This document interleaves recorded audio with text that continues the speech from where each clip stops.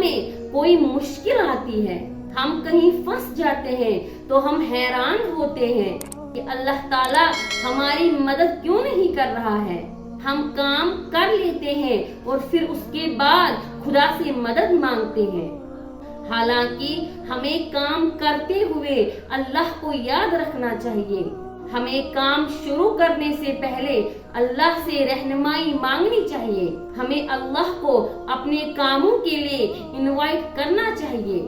अल्लाह तो हमारी मदद करना चाहता है, वो हमारी काम आना चाहता है।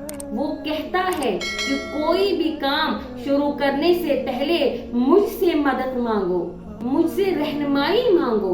वीडियो के आखिर में मैं बस ये कहना चाहती हूँ कि हमें अपने इब्तिदा से लेकर इंतहा तक अपने हर काम में, हर मामले में, अपने एक एक मिनट में, एक एक सेकंड में अल्लाह को याद रखना चाहिए।